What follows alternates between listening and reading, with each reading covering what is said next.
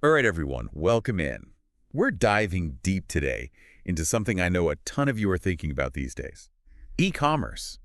Absolutely, and who wouldn't be? It's booming. It really is. And for good reason. It's this whole world of possibility, like making money online.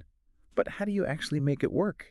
Well, lucky for us, we've got an expert here to break it all down. I'm happy to share what I know. E-commerce is definitely exciting, it's dynamic, it's always changing. Okay, so before we get in the nitty-gritty, let's just start with the basics. hmm What exactly are we talking about when we say e-commerce? I mean, I think we all have some idea, but what's the expert definition? So at its core, e-commerce is really any kind of business transaction that happens online, buying or selling. Makes sense. But it's way more than just like one thing. There are all these different models within that. Right. So, like, what kind of model? I know you got the business to business. Yeah, B2B. Hmm. Exactly. So that's companies doing business with each other. Thing like software as a service or manufacturers selling parts. Okay, so that's a whole world in itself.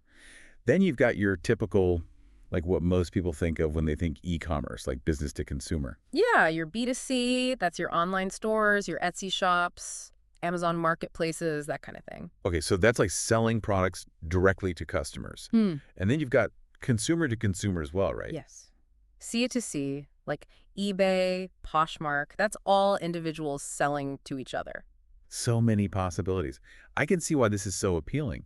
You could literally, I mean, the world is your customer, but I guess that also means there's a ton of competition. Oh, for sure. That's why finding your niche is absolutely key, especially when you're first starting out. Okay, so explain that a little bit more. Like, what do you mean by finding your niche? You don't want to try to sell everything to everyone. Right. It's much better to focus, get specific. So instead of just selling, let's say, bags, you might specialize in vegan leather travel bags or upcycled denim totes or whatever, really speaks to you and where you think there might be a market. That's interesting. So you're kind of narrowing down your focus to target a specific group of people.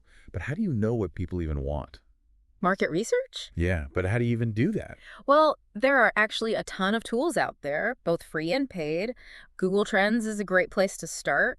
You can see what people are actually searching for online. You can also check out your competitors, see what they're doing, what they're selling, how they're presenting themselves. That's a good idea. Even just spending some time on social media, Mm. seeing what's trending, what are people complaining about? What are they saying they wish they could find? So it's almost like you're kind of looking for those problems that people have and then figuring it out if you can create a product that solves that problem. Exactly. Okay, so let's say you've done your research, you've found your niche. Yeah. Now, I'm guessing this is where a lot of people get excited. Like, now you get to build your online shop. Yeah, the fun part. But you got to be smart about it. This is where choosing the right platform is really important. Okay, so what are we talking about here? What kind of platform? Well, you've got your big ones. Shopify, for example, is super user-friendly. A lot of people start there. If you're already comfortable with WordPress, WooCommerce might be a good option. More control, customization. Yeah, I've heard of those. If you're more into like handmade or vintage stuff, Etsy's amazing. They've already got a built-in audience that loves those kinds of things. And of course, there's the giant, Amazon. Right. Huge reach, but they also have their own, very specific rules. Yeah, so you're really kind of choosing where your shop lives online. And I guess this is also where things like branding come in. Huge. Like, think about it. If you were opening a physical shop, the location, your sign, how it looks, that's all branding. Yeah, makes sense. So online, your domain name is your digital address. Make it catchy. Make it relevant to your business so people remember it. And then think about the overall vibe, your logo, your colors, the language you use, the photos you choose. So it's all got to feel cohesive. All right, so now we've got our shop. It looks great, but we need things to actually sell in it. So where do all these e-commerce products come from? All right, well, this is where you've got a few different options depending on, what you're selling and your level of comfort. Okay. Dropshipping's become really popular, especially for beginners. I've heard of that. Basically, you're partnering with a supplier who handles all the storage, the shipping, all that. You just list the products on your site. Low risk to start, but your profit margins are usually going to be lower too. Got it. Then you've got manufacturing, which means you're making the products yourself. So this is where you're like a maker, a creator. Exactly. This gives you a lot more control, potential for higher profits, but you're also going to have bigger upfront investment usually. And then there's wholesale. So you're buying products in bulk, from a manufacturer or distributor. Okay, so you're buying a large amount at a discount. Right. And then you're reselling at a markup.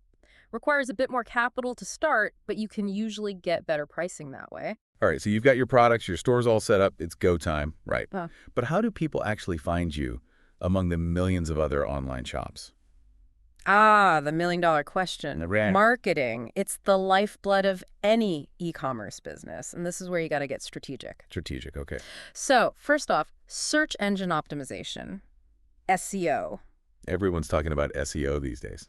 It's essential, though. It's making sure your website actually shows up in search results when people are looking for what you offer. Right, because, I mean, how many pages of Google results do you actually look at before you give up? Exactly. Then you've got social media. It's huge for e-commerce. Figure out where your target audience is hanging out online.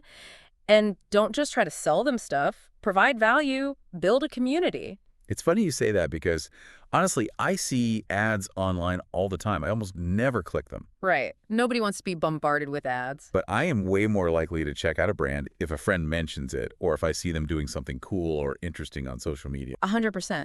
People buy from people they trust, you know? Yeah. So share behind-the-scenes content. Engage with your followers. You can even work with influencers who align with your brand. It's about building those genuine relationships. Right, and that can take time. And while you're doing all that, there's another marketing tool that I know works really well for me, even though it might seem a little old school. Email. Email marketing is still king. I mean, if I'm already interested in a brand, I'm way more likely to open an email from them and maybe even buy something, especially if it's like a sale or something. For sure. It's a direct line to people who already like what you do. You can offer them exclusive content, early access to sales. Just make them feel special. Okay, so we've got all this great stuff in motion, but now we got to talk about the not so fun part, the money stuff. Yeah, can't avoid it. Any advice for managing finances, especially when you're first starting out? Budgeting is key. You got to know what you're spending.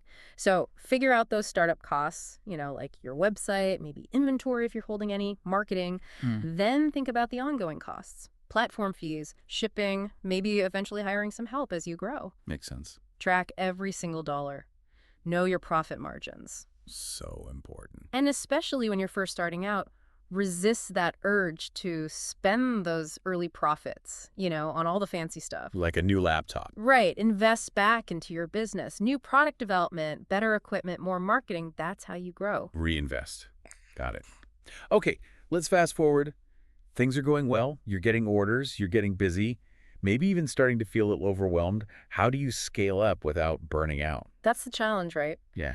I'd say scaling smart is all about being really intentional about your growth. Maybe you expand your product line, add some variations or complementary products. Oh, that's a good idea. You can also test new markets, either geographically or by reaching new customer segments online. And don't underestimate the power of automation. Right, I've heard a lot about automation. It can be a lifesaver. You can automate everything from managing inventory to posting on social media. Frees up so much of your time. Okay, we've covered so much today. Any last words of wisdom for our listeners out there who are ready to jump into this e-commerce world? E-commerce is constantly changing, so stay curious. Don't be afraid to experiment. And remember, it's a marathon, not a sprint. You're going to make mistakes. That's okay. You just got to learn from them. So well said. And honestly, it's just so inspiring to see what people are creating online. So for you listening out there, we've given you the tools, the roadmap. Now go out there and build something amazing. Find that niche that lights you up, that you're passionate about, that you think you can really make a difference in. And remember, the world really is your customer. Thanks for joining us on this deep dive into the world of e-commerce.